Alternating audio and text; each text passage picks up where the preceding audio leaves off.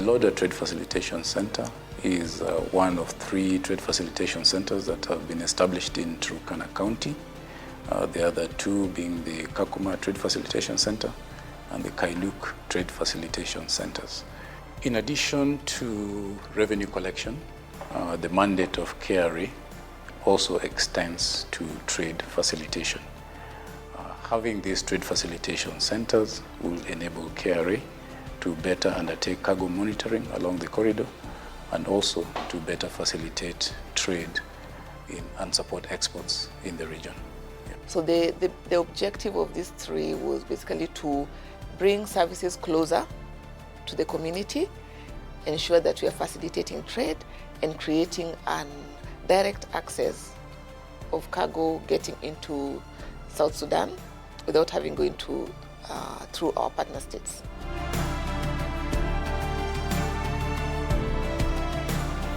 One of our endeavors then is to be able to get the right team from Customs and Border Control to support the operations. The main team will be the team from Enforcement Division within Customs, because we note the nature of work that we will be supporting there is really to ensure that there is clear transit of goods as they exit our borders.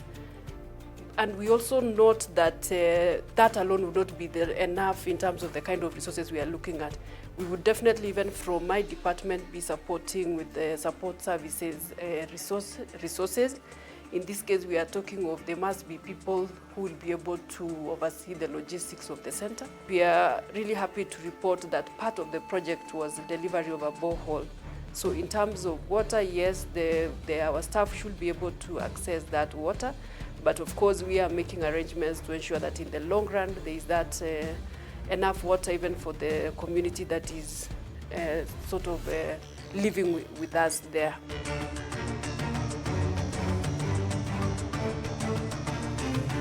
The regional electronics cargo tracking system, RECTS, which really is the core of the rapid response units,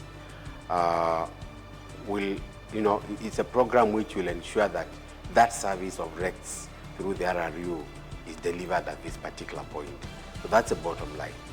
Over and above that, we're looking at enforcement activities for the region, which again are very vital to the Customs and Border Control operations, because by and large, Customs mandate is based on those core areas. And so the RRU activities will quite be enhanced within this infrastructure. And outside of that, we are also looking at how we are going to drive our tax education from this center.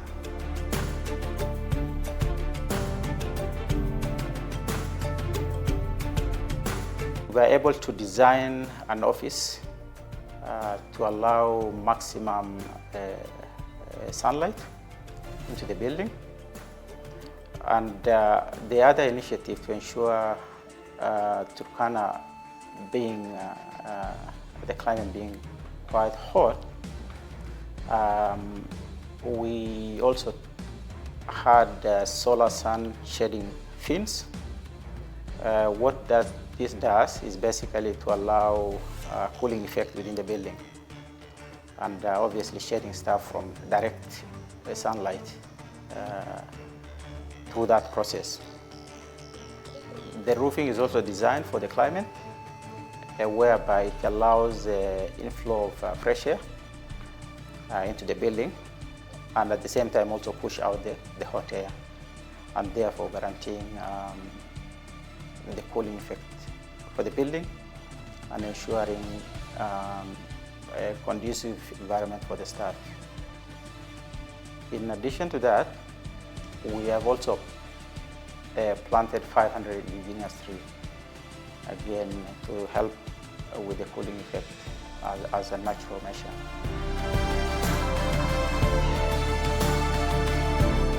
The design borrows heavily from the coastal architecture, particularly in Lamu. You cannot see it now, but our walls are 400 thick to reduce the heating effect in the building. Additionally, the structure is a green facility. We run fully on solar. We have a solar farm of 54 kVA, So during the day we are 10 hours full solar. After that we move to the battery backup for solar, another 10 hours. Then after that now we finally do KPLC. The panels are designed to take a load of 54 kVA, which will be obtained once this facility is at optimal capacity. In terms of waste management, we have decided to put a biodigester because there is no sewerage system within Turkana. So the biodigester and the microbes actually help in the issue of the green building. Additionally, we have the solar fins on top, which allow for air circulation in the building. So we will be pursuing green certification for this building, and it will be the first LED certified building within KRA. Apart from that, we had a local contractor. We entrusted it to a local contractor who was delivered finally, and of course a lot of engagement with the community. When we came here for the negotiations, a few things were agreed just to enhance our day-to-day activities with them. They have been part of the journey. They have actually owned the project with us, and we have seen how Lodwar town has actually grown. This is a transport side of sector of the World Bank, and they have been with us throughout. From the project team from the World Bank, they say customs and transport will always go together, which we have seen, because everywhere there's a road, there is always customs. Whether there's an airport, there's always customs.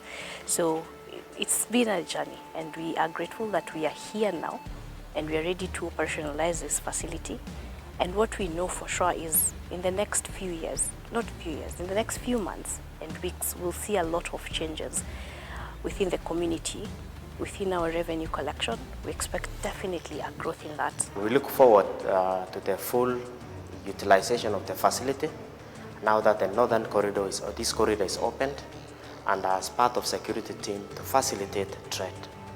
I would like to thank the KRA leadership for this opportunity, and we look forward to facilitating trade along the northern corridor. Thank you for the remarkable gesture. We are looking forward to contributing positively towards achieving our revenue goals.